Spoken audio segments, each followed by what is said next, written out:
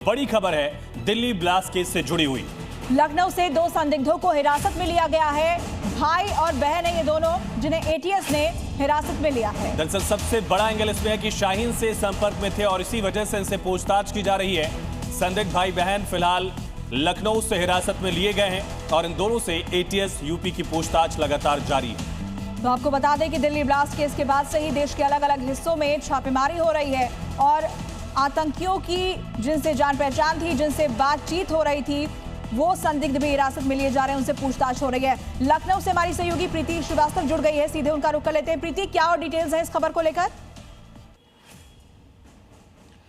देखिए, जिस तरीके से शाहीन का और परवेज का नाम दिल्ली ब्लास्ट में सामने आया था, उसके बाद एटीएस जो है वो लगातार कार्रवाई कर रही है। कल भी एटीएस ने लखनऊ के कई जगहों पर छापेमारी की थी, जिसमें चारबाग में कुछ होटल से जहां पर छापेमारी की गई थी और कहा गया था कि इसमें से कुछ लोग जो हैं वो शाहीन के संपर्क में हैं। और लखनऊ के पुराना लखनऊ में पारा क्षेत्र में दो भाई बहन हैं जो कि शाहीन के संपर्क में थे और उनको एटीएस ने अपने हिरासत में लिया है। हालांकि अभी जो है एटीएस इसके बारे में कुछ ज़्यादा जानकारी नहीं दे रही है। उन दोनों भाई बहनों से पूछताछ की जा रही है। अभी जो जानकारी सामने आई है उसके अनुसार ये दोनों जो सगे भाई बहन हैं और ये काफ़ी लंबे समय से शाहीन के संपर्क में थे और किस तरीके से शाहीन अपना पूरा जो नेटवर्क है वो फैला रही थी, किस तरीके से वो लोगों को बहलाने फुसलाने का काम किया जा रहा था। और उसी के एवज में ये दोनों जो भाई बहन हैं जो लखनऊ के पुराने लखनऊ के पारा क्षेत्र में रहते हैं, उनको कल एटीएस ने अपनी हिरासत में बिल्कुल प्रीति, आप नजर बना कर रखिए। फिलहाल बहुत शुक्रिया आपका। और डॉक्टर शाहीन के बैंक खातों की पड़ताल में एक चौंकाने वाला खुलासा हुआ है।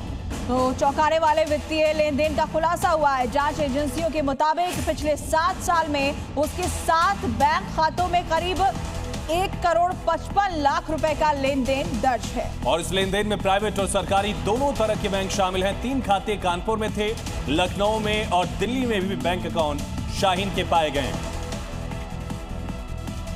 और अब बात दिल्ली बम ब्लास्ट पर जी न्यूज के बहुत बड़े खुलासे की। दिल्ली लाल किला कार ब्लास्ट मामले में डॉक्टरों के आतंकी मॉड्यूल को पिछले 1 साल से ज्यादा वक्त से आत्मघाती हमलावर यानी फिदाइन की तलाश थी। और पुलवामा का आतंकी डॉक्टर उमर नबी इस मॉड्यूल की अगुवाई कर रहा था। इसका मकसद दिल्ली में हमला करना था। इसी हमले के लिए आतंकी मॉड्यूल कश्मीर के काजी गुंड के रहने वाले जसीर और दानिश को फिदाइन बनाने के लिए ब्रेन वॉश किया गया। लेकिन दानिश ने ये कहकर फिदाइन बनने से मना कर दिया कि इस्लाम में आत्महत्या करना हराम है। कश्मीर के काजीगुंड से जसीर उर्फ दानिश हिरासत में लिया गया है। आतंकी डॉक्टर आदिल राठर और मुजफ्फर से पूछताछ के बाद इस दानिश को पकड़ा गया।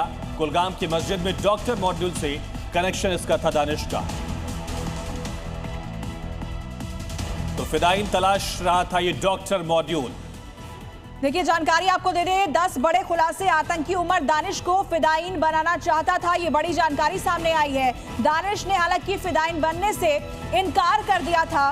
काजीगुंड का रहने वाला है जसीर उर्फ दानिश, जिसे पहले फिदाइन बनाने की तैयारी थी। उसने कहा कि इस्लाम में आत्महत्या हराम है और यही वजह देकर उसने फिदाइन बनने से इनकार कर दिया था। कश्मीर के काजीगुंड से जसीर उर्फ दानिश को फिलहाल अब हिरासत में ले लिया गया है। दरअसल आतंकी डॉक्टर आदिल राठर और डॉक्टर मुजफ्फर से पूछताछ के बाद इस दानिश को पकड़ा गया है। और आपको बता दें कि कुलगाम की मस्जिद में डॉक्टर मॉड्यूल से दानिश की मुलाकात हुई थी। फरीदाबाद की अल फलाह यूनिवर्सिटी ले जाया गया दानिश, ये बड़ी जानकारी सामने आई। दानिश के मना करने के बाद प्लान छोड़ना पड़ा, प्लान में बदलाव किया गया।